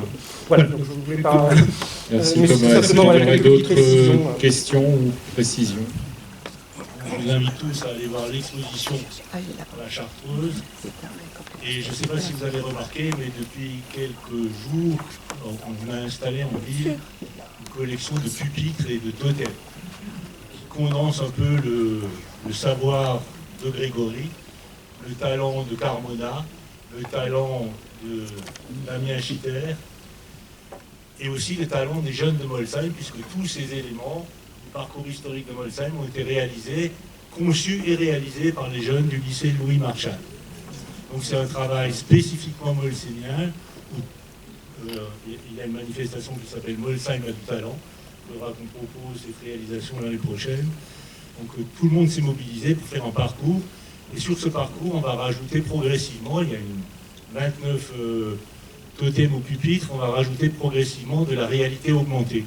Donc vous aurez dans ces pupitres non seulement les dessins de Carmona, certaines explications, mais le détail, des gravures, des sceaux, d'autres éléments qui vont progressivement être rajoutés à raison, est-il prévu, je ne sais pas si ça pourra se faire, d'à peu près un pupitre par semaine. À partir de mi-octobre jusqu'à la fin de l'année, on devrait arriver à déjà en faire une bonne partie. Ça m'incite aussi à vous expliquer la suite du programme, puisque c'est la première conférence d'un nouveau cycle qui s'appelle donc de 1525 à 1675, du Saint-Empire au Royaume de France. La prochaine conférence aura lieu le vendredi 24 octobre. Elle s'intitulera « L'histoire de la guerre des paysans en Alsace-Moselle » par l'auteur du livre « Le Royaume des Gueux ». Si vous avez l'occasion, je vous invite vraiment à lire ce livre qu'a écrit Charles Idam. Il est formidable et lisez-le peut-être avant de venir, vous pourrez poser une série de questions pertinentes. Ensuite, il y a une autre conférence qui aura lieu le vendredi 21 novembre qui s'intitulera « Un siècle d'or entre deux bains de sang, l'Alsace de 1525 à 1632 » et c'est notre ami Georges Bischoff qui viendra faire cette conférence. Le 5 octobre, jour où en principe paraîtra l'annuaire de la société. 5 décembre. Jour où paraîtra l'annuaire de la société, on l'espère. Il y aura une conférence de Jean Bourcard, de Turckheim à Dachstein, la campagne hivernale des troupes du maréchal de Turenne, janvier 1675. Donc ça, c'est pour le programme des conférences de ce semestre. Comme je vous l'ai déjà dit, le semestre prochain, nous parlerons de l'entre-deux-guerres. Il y aura une série de 6 conférences. Je ne rentre pas dans le détail, il y a tellement de choses à dire, mais ce sera un semestre également très intéressant. Il me reste à faire 2 choses. La première, c'est de faire un cadeau à Grégory. Alors avec Grégory, on est toujours très embêté parce qu'on ne peut pas lui offrir un livre. Il les a évidemment tous puisqu'il est souvent l'auteur. Et donc on s'est rabattu sur le cadeau traditionnel. On sait que Grégory aime le vin, et il apprécie le vin de Molsheim comme il l'a dit en préambule. Et donc on lui a offert une série de vins de Molsheim. Merci Guy, merci à la société.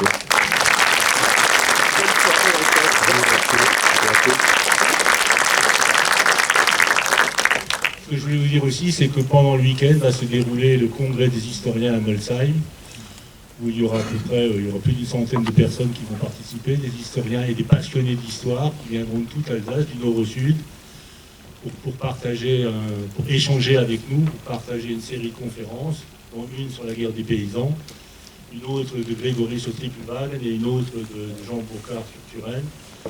Vous pouvez évidemment venir assister aux conférences. Elles ont lieu entre 9h30, entre 10h et... Entre 10h et 11h30. Entre 10h et 11h30. Vous ne pourrez malheureusement pas participer au repas, mais je pense que ça vaut déjà la peine de venir assister aux conférences. Vous êtes évidemment les bienvenus. Il me reste à vous souhaiter une excellente soirée, à vous inciter tous à passer au bar du Trèfle pour remercier le Trèfle des merveilleuses conditions qu'il nous propose. Je pense que vous avez tous apprécié la qualité des images sur les écrans du cinéma. C'est tout à fait autre chose que lorsqu'on les regarde sur le téléphone. Ou alors dans une des nombreuses publications de la Société d'Histoire réalisées en grande partie par Grégory. Merci beaucoup, bonne soirée.